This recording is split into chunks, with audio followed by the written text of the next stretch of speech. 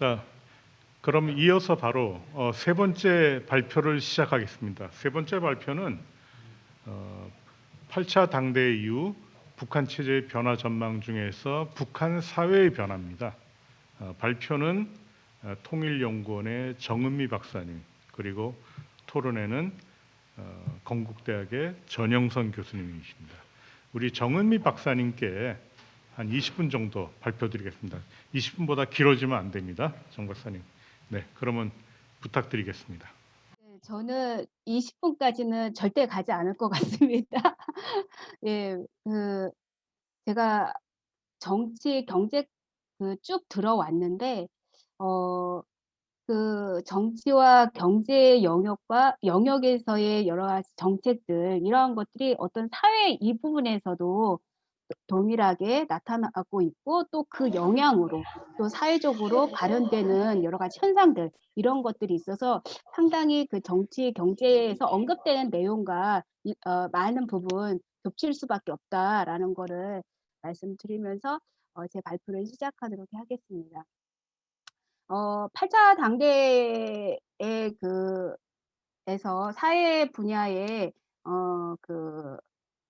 총결에 대한 평가, 5개년 전략기간 내 사회 분야에 대한 평가가 이루어졌는데, 상당히 앞서 경제에서도 모든 부분에서 계획이, 목표가 미달되었다라고 한 것처럼, 사실 이번에 8차 당대에서 언급된 사회 문화 부분이 굉장히 비중이 줄어들었고, 그래서 사실상 지난 7차 당대회 때 총적 목표였던 사회주의 문명국 건설이라는 게 실패한 것이 이제 드러났습니다. 그래서 그 당시에 이제 사회주의 문명국 건설하면서 이렇게 사용했던 수사들이 뭐 인재강국, 체육강국, 문화강국 뭐 이런 것들을 했거든요. 근데 이런 목표 수행이 대부분 미달되었다라고 판단이 되고, 특히 이 문화예술 부분, 이거는 침체가 상당히 심각한 것 같습니다. 아예 사업 총합 보고할 때 지난 5년 기간 평가에서는 아예 문화예술 부분은 언급조차 하지 않았거든요. 네. 그래서 뭐 실패 원인은 물론 뭐 제재 봉쇄 수혜라는 외변적 요인도 있지만, 일단 현실 역량을 고려하지 않은 좀 지나치게 높은 낙관적인 목표를 설정했던 것이 아닌가. 이제 7차 당대회 때 그런 것들 때문에 이번 8차 대회에서는 다른 경제에서도 언급된 것처럼 5개년 계획 기간에는 사회문화 분야에서도 현실적으로 목표를 조정하고 정비 보강에 집중 할 수 있는 거, 역량을 집중할 수 있는 거에만 하자, 이런 식으로 조정이 된 것 같습니다. 그럼에도 불구하고 전반적으로 실패했지만 한 두 가지 면에서 성과라고 본인들이 이제 언급한 부분이 있는데, 그것이 이제 하나는, 첫째는 코로나19에 대한 대응, 비상 방역 사업 체계와 토대가 확립된 것을 이제 성과로 평가했고, 두 번째 거는 작년에 대규모 이제 태풍 수해 피해가 컸는데, 이거에 대해서 이제 복구하는 복구 사업을 하면서 재해 방지나 위기 관리 체계가 이제 어느 정도는 이제 확대한 측면이 있는 것 같은데, 이런 부분이 이제 성과로 포함이 됐습니다.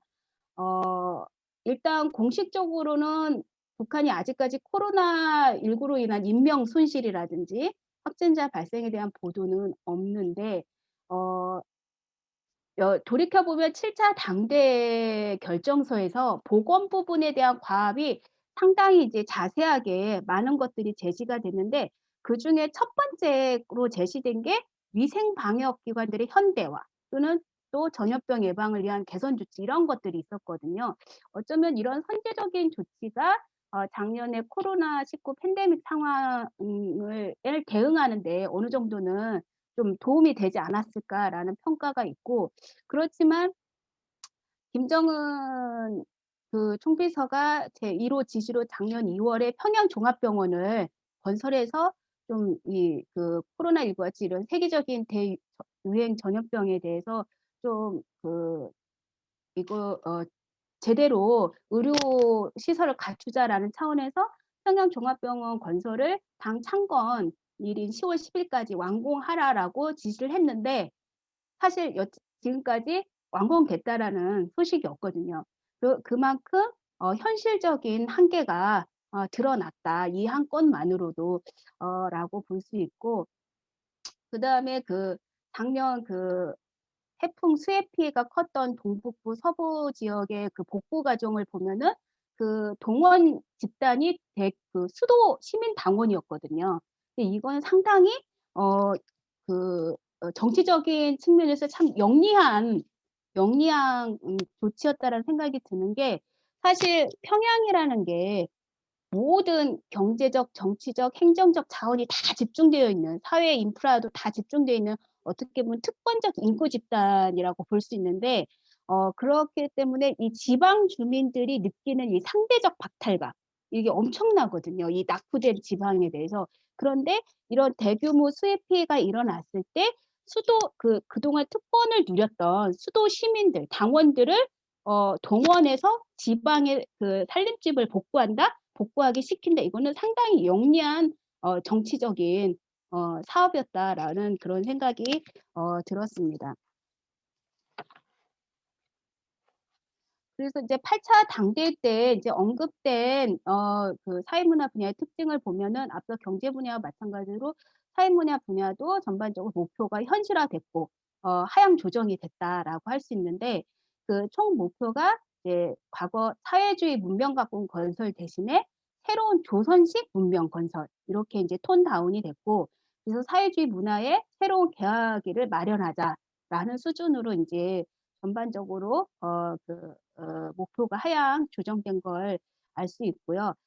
북한이 사회주의 제도의 우월성을 과시하면서 항상 선전하는 두 분야가 이제 교육과 보건이고, 이 교육과 보건이 북한의 사회 정책에 떠받들고 있는 가장 중요한 분야인데, 이 교육 부분에서는 교육 강국이나 인재 강국이라는 발전적 지향점은 유지하고 있는데, 방법론 차원에서 보면은 과거와 크게 다른 게 없습니다. 교육의 현대화라든지 교원의 질제고를 촉구한다던가, 그래서 국가 투자라든지 지원을 계속 강화해야 한다라는 수준에서 그냥 평이하게 언급을 했고, 보건 부분에서도 보면은 평양종합병원을 완공해라라는 그런 의지 표명은 전혀 없습니다. 아예 단어는 등장하지도 않았고, 그냥 단지 의료기관, 제약 공장, 의료기구 공장을 현대화해라. 그리고 세계적 보건 위기에 대응하기 위한 방역 기반을 강화해라. 이런 정도의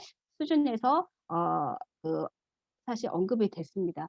저는 이제 주목한 부분이, 앞서 경제 부분에서도 이제 언급됐고, 경제 부분 토론에서도 좀 많이 얘기됐지만, 예, 저는 주목했던 부분 중에 하나가 이 중앙 정치에서 이 도농 격차, 중앙과 지방의 격차를 공식 의제화했다라는 그 부분이 굉장히 이제 사회학자로서 주목되는 부분 중에 하나였는데, 여기서 이제 대회 결론에서 보면 김정은이 지금 농촌을 비롯한 시군 인민들의 생활이 매우 어렵고 뒤떨어졌다라고 언급을 했죠. 그리고 지방 경제도 발전해야 하고 지방 인민 생활 향상을 이제 주목해야 한다라고 이제 촉구를 했는데, 근데 이제 아까 앞서 우리 정영철 교수님께서는 모든 시군에 세멘트 1만 톤씩 보장하라고 해결책으로 이제 하나의 이제 대안으로서 그거를 다 소화하려면 한 해 200만 톤씩을 보내야 하는데 이게 어떻게 가능하냐 라고 얘기를 하셨는데, 저는 이제 물론 그거라도 되면 참 좋겠다. 근데 이루어지지 않을 게 뻔하긴 하지만, 과연 이 지역 불균형 발전 문제에 대해서 과연 당국이 근본적으로 해결 의지가 있는가라는 부분에서는 상당히 좀 회의적인 편이에요. 이 세멘트 1만 톤씩 보장하면 이 문제가 해결이 되는 건가, 이런 생각도 들고, 그리고 이제 시군이 자체적으로 발전할 수 있게 어떤 특혜 조치를 줘라라고 했는데, 이게 뭘까? 특혜 조치라는 게 자율권을 좀 더 많이 줘라라는 그런 건가? 이렇게 이제 생각했는데, 오늘 아까 말 나온 것처럼 무산 수출강공구가 이렇게 발표가 됐잖아요. 그러니까 이것도 하나의 특혜 조치 일환인가? 이런 생각이 듭니다. 어쨌든 2017년에 북한 MICS 자료에도 보면은 그때 처음으로 지역별 가구 재산 지표 분포가 나왔는데, 이게 도시와 농촌, 평양과 지방 간의 이 부의 불균형 불평등 문제가 얼마나 심각한지가 이미 2017 년에 이 자료에도 분명히 제시됐다라고 볼 수 있습니다. 그것이 과연 앞으로 얼마나 좁혀질 수 있을까? 근데 저는 좀 상당히 좀 회의적인 편이고, 그리고 이제 그 대회 결론에서 교육과 보건 부분에서의 중앙 지방 간 지역 격차를 이렇게 해소하는 걸 강조했던 것은 상당히 그 뭐냐 그 현실적인 지적인데, 이 코로나19 국면에서 사실 이 부분은 더 악화될 수밖에 없는 상황이거든요. 그래서 이 부분도 과연 그 지역 불평등 문제가 잘 해소될지 좀 회의적이고요.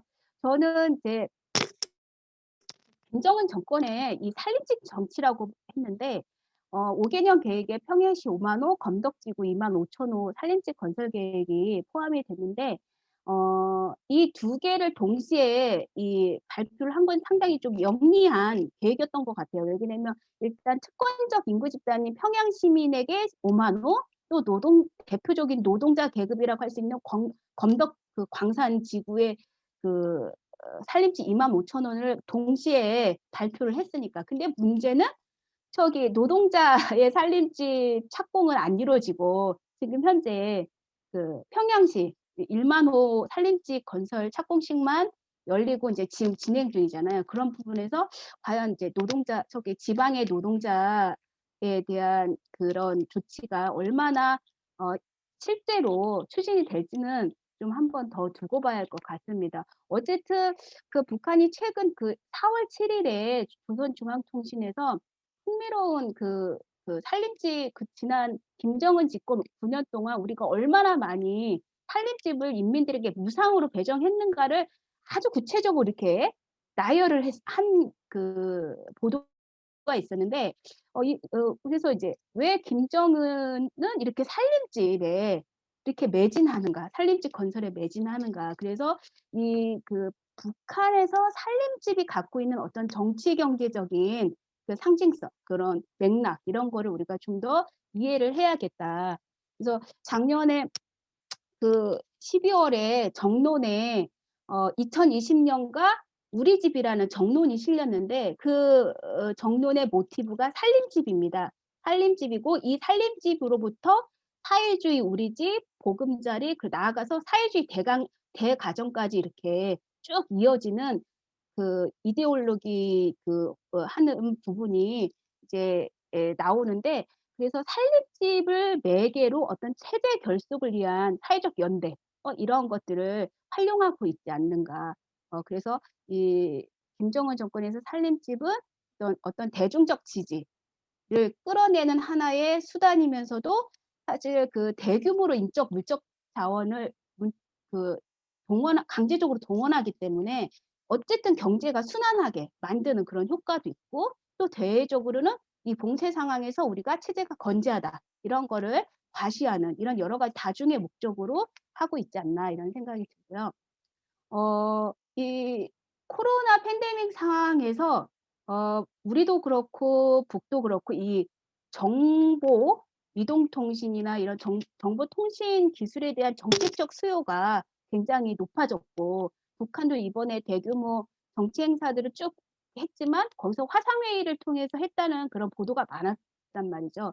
그리고 작년에는 4월에 원격교육법도 채택하고 12월에 이동통신법도 채택을 해서 어쨌든 정보통신 기술을 발전시키고 차세대 통신으로 이제 이행하려고 하는 의지는 이제 보이고 있는데, 하지만 여전히 인프라, 그러니까 지방 단위 그리고 개별 가구까지 인프라가 구축되는 거는 아직 갈 길 먼 이제 과제인 것 같고, 특히 어떤 개별 가구의 이 접근성이 매우 낮다라는 측면에서 우리와 같은 그런 방식의 원격 서비스는 이용하는 거는 쉽지 않겠다라는 게 이제 저의 이제 생각이고, 그다음에 마지막으로 저는 6차 세포 비서대에서 이 북한에서 지금 세대 교체가 이루어지고 있고, 그리고 이 청년 문제가 얼마나 심각한 복잡한 문제인가라는 거를 여실히 드러냈다라고 생각을 합니다. 그래서 이 10개 과업 중에 8번째 과업이 청년 교양 문제인데 여기에 보면은 사상 정신 상태가 상태에서 심각 변화가 일어나고 있다라고 이제 현실을 지적했는데 그러면서 청년들의 옷차림, 머리 단장, 언행, 사람들과의 관계에 대해서 교용하고 통제하라. 뭐 이렇게까지 구체적으로 언급했는데 사실 북한의 새 세대라는 게 전통적인 사회주의 경험이 부재한 세대이고 반면에 어떤 그 시장화, 한류, 정보 이런 것들을 직접적으로 받은 세대이기 때문에 이게 사실상 북한이 김정은이 장기 집권을 하기 위해서는 뒷받침할 수 있는 인적 자원을 계속 재생산하는 문제가 중요한데 이런 부분에서 지금 상당히 어려움에 봉착하고 있지 않는가. 그거를 이번 6차 세포비서 대회에서 그리고 지금 진행하고 있는 청년동맹 그 대회에서 이제 이 문제가 굉장히 집중적으로 다뤄지고 있지 않는가라고 이렇게 생각을 합니다. 사실 사회 분야가 워낙 광범위해서 제가 커버할 수 있는 부분까지만 다뤘고요. 문학 예술 부분이 상당히 중요한데 저는 이제 제 능력상 거기를 이제 분석할 능력이 없는데 오늘 마침 전영성 교수님이 또 토론자여가지고 그 부분에 대해서는 전영성 박사님이 해주실 거라고 기대합니다. 감사합니다. 네, 정은미 박사님 수고하셨습니다. 아주 정제된 깔끔한 그런 발표였던 것 같아요. 저는 발표를 보면서 북한에서 도농 격차 그리고 지방 경제 발전에 대해서 언급을 하고 그리고 이거 균형 발전 이런 얘기를 했다는데 저는 전에는 이런 얘기를 들어본 적이 없어가지고 이거 앞으로 이게 상당히 주목해야 될 부분인가 생각하고 그다음에 당 세포비서 대회에서 청년 문제의 심각성에 대해서 또 얘기했다는 거. 지금 청년 동맹 회의가 지금 대회가 열리고 있잖아요, 그죠?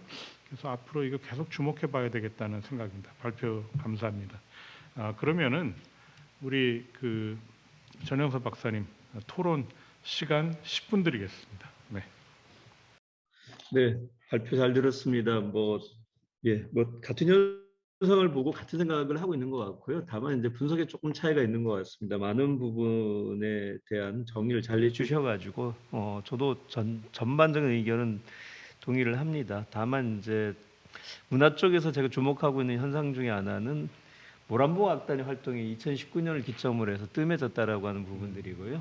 아시겠지만 모란봉 악단은 단순하게 그냥 악단이 아니라 김정은 체제가 들어서 본인이 직접 창단했다라고 얘기를 했었고 첫 공연부터 시작해 굉장히 파격적으로 메시지를 던졌었고요. 그걸 전국적으로 2번에 걸쳐 가지고 방영을 녹화 실황으로 했었고 그리고 나서 노동신문 사설을 통해 가지고 전달했던 메시지는 과감한 변화였었습니다.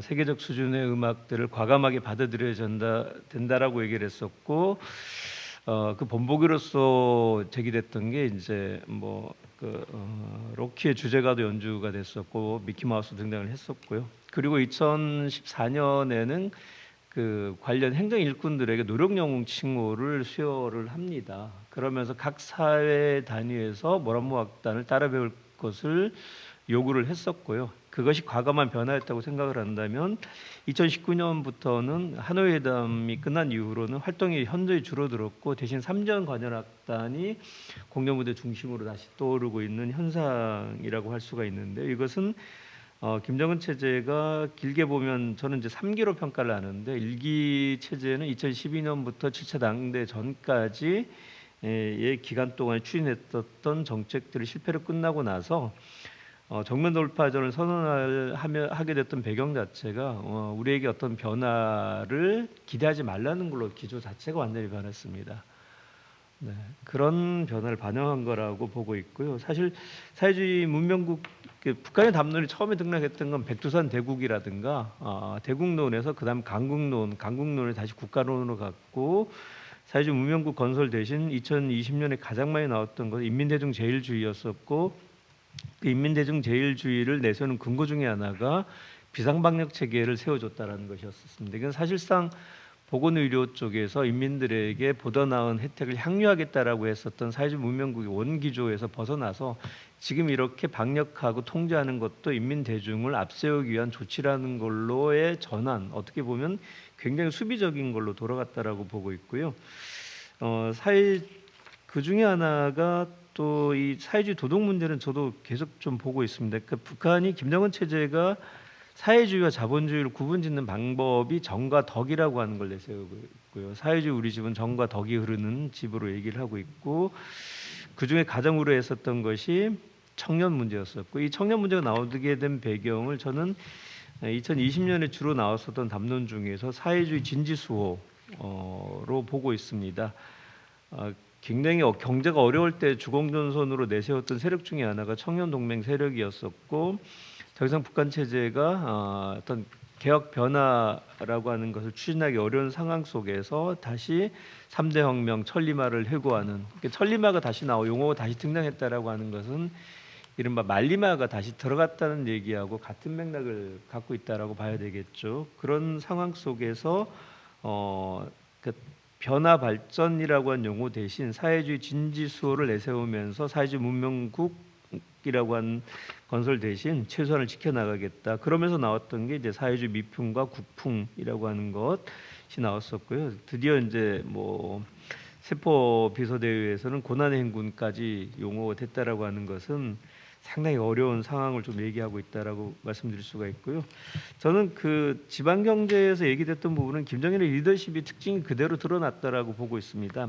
작년에 수해 현장을 가면서 현장을 처음으로 목격하지 않았나라는 생각을 좀 하게 됐었고요. 사실 김정일의 많은 행보들이 평양 도심 건설에 집중이 되어 있었는데 지방 그 수해 현장을 다녀보면서 그 현장에 대한 것을 보고 이대로 둬서는 책임이 어렵다라고 하는 실질적인 개혁 변화 쪽으로 갔다라고 보고 있고요. 제일 흥미롭게 봤던 것은 지난 3월 25일 날에 탄도미사일 발사였었습니다. 그 미사일 발사가 한미합동 군사훈련이 거의 끝나가는 시점에 했었고, 그런데 미사일만 발사하고 김정은 현장에 없었고, 그 다음날 바로 전 세계가 김정은의 행보를 주시했을 때 보통강 호안 다락식 주택 건설 사업에 나타났었고요. 이것은 지금 현재 뭐 대외적으로 어떤 군사적인 도발이라든가 이런 것은 전혀 지금 고려하지 않고 모든 문제를 주택 건설을 가고 있다라고 하는 것을 국제적으로 보여줬다라고 보고 있고요. 저도 지금 최근에 안 그래도 북한의 아파트를 좀 준비하면서 이 도시 건설 문제를 좀 봤는데요. 김정은의 정치적 자산으로 가장 먼저 내세웠던 게 2010년도에 그 창광거리 사업에서 김정은의 정치 입지와 능력을 발휘했었고, 그런 점에서 본다면 지금은 대외적인 여건보다도 1차적으로 다짐하고 있는 것은 내부적인 경제에 대한 절실함이 반영돼 있었고, 그 내부적인 절실함이 과거 김정일 시대에서는 군을 내세우는 성군이었었다고 한다면 지금은 어찌됐든 선당 중심이기 때문에 당원들에게 구태의연하지 않고 세도부패하지 않고 경제적인 능력을 발휘하라는 압력으로 작동하고 있는 것이 아닌가, 그렇게 좀 생각을 하고 있습니다. 제일 이제 주목되는 건 반동사상 문화 배격법이었죠. 여기 이제 뭐 정은희 박사님께서 말씀하셨지만 2020년 12월 4일 날에 이제 최고인민 상임위원회 열어서 반동사상 문화 배격법, 구체적인 내용은 알려지지 않았습니다만은 대개 이제 보면 외부에서 들어오는 방송이라든가 그다음에 종교, 그다음에 각종 영상물에 대한 강력한 처벌을 이제 규정하고 있는 법이었었고, 이로 미루어 짐작하건대 앞으로 이게 청년들을 중심으로 한 이른바 1970년대식 발전 모델을 다시 한번 좀 가지고 내부적으로 다져 나가지 않을까라고 생각을 좀 하고 있고요.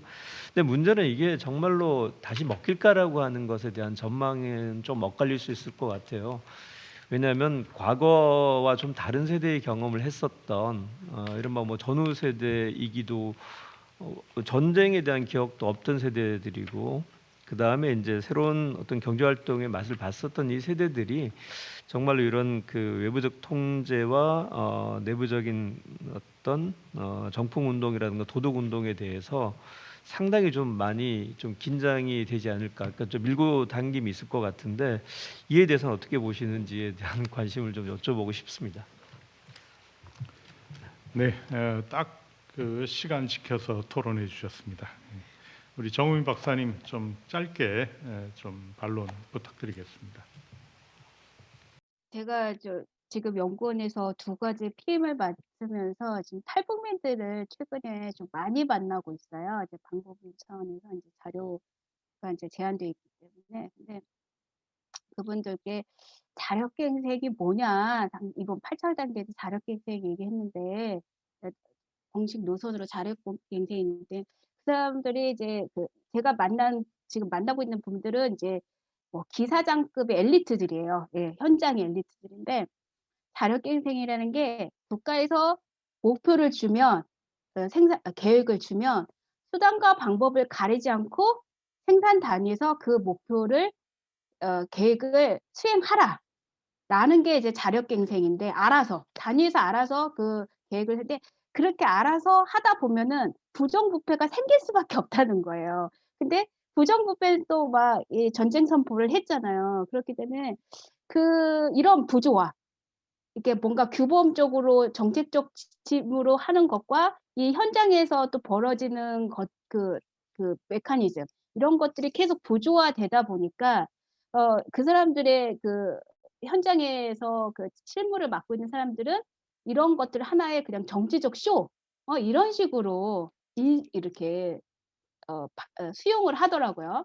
이제 그런 면에서 이게 밑으로부터의, 그러니까 지금은 워낙 기강을 잡고 정풍 운동을 세게 하니까 좀 이렇게 하는 척이라도 할 것 같은데, 한 1년 정도는. 근데 이게 과연 5년 동안 지속할 수 있을까? 그 부분에서는 밑으로부터의 어떤 현실적 반발, 이런 것들이 있어서 그런 것들이 아마 또 목표를 달성하는 데 많이 어려움이 있지 않을까라는 생각이 들었고, 이 청년 문제, 이 문제는 대부분의 40-50대의 탈북민들이 가장 걱정하는 문제이기도 하더라고요. 왜냐면 자기 자식 세대거든요, 그 청년이. 근데 걔네들은 이제 못한다, 옛날식으로. 지금 북한에서 아까 우리 전영선 박사님도 말씀하셨고, 저도 그래서 얘기했지만, 자꾸 이렇게 호명하고 있는 게 천리마 시대에 우리 청년들, 영웅들이 어떻게 살았는가를 막 보여주고 있잖아요. 근데 그런 것들이 공감을 못 느끼는 거죠, 지금 청년 세대들. 그런 부분에서 상당히 청년 교양 문제라든지 세대 교체 문제에서 어려움을 겪을 것이라는 것을 토로하시더라고요. 네, 이상입니다. 지금까지 2시간 넘게 서울교대와 숭실대 통일교육선도대학사업단이 주최한 세미나 한반도 평화 프로세스와 평화 통일교육의 현황과 과제 세미나 마지막 세션으로 지난 1월에 있었던 북한의 8차 당대회에 대해서 우리가 정치, 경제, 사회 분야 순으로 알아봤습니다. 물론 여기에 우리가 더 포함시킨다면 대남 정책 관련 분야, 뭐 여러 가지 더 포함시킬 수 있습니다만은 이 중요한 세 분야를 봤는데 저는 이런 것 같아요. 북한이 지금 대북 제재가 장기화되고 있고 또 코로나 이런 상황 아래에서 여러 가지 어려움을 겪고 있고, 그리고 이 8차 당대회에서 그 어려움에 대해서 솔직히 토로하면서 자력갱생이라는 걸 가지고 이걸 극복해 하는 거예요. 그러니까 크게 큰 틀에서는 뭐 바뀐 건 없지만은, 그러면서도 지속적으로 그 인민대중 제일주의를 강조하고, 또 경제에 있어서는 어떤 뭐랄까 현실적인 수치를 가지고 이걸 해결해 보려고 하고, 말하자면 좀 더 과학적인 근거를 가지고 해보려고 하고, 그리고 사회 문제에 있어서도 비사회주의 그룹화라든가 이 문제에 대해서 신경을 쓰면서도 뭔가 청년이라든가 그리고 계속해가지고 어떤 사회 개혁을 통해 가지고 이 문제를 좀 더 해결해 보려고 하는, 어떻게 보면 참 힘든 북한, 그것이 이번 8차 당대회에서 우리가 볼 수 있는 그런 모습이 아닌가 합니다. 네, 뭐 제가 말이 길어지면은 좀 그러니까 오늘 토론은, 그리고 회의는 이것으로 마치기로 하고, 그리고 오늘 회의에 참가하신 분들께서는 이런 아마 자료집을 아마 받으실 거예요. 보시게 되면 자료집에 꼼꼼하게 발제자분들께서 잘 설명하고 있으니까 자료집을 참고해 주셨으면 좋겠다는 그런 말씀드립니다. 2시간 넘게 수고하신 토론자 발제자 여러분 감사드립니다. 그리고 회의를 준비하신 관계자 여러분들께도 감사드립니다. 그럼 이것으로 모든 회의를 마치도록 하겠습니다. 감사합니다.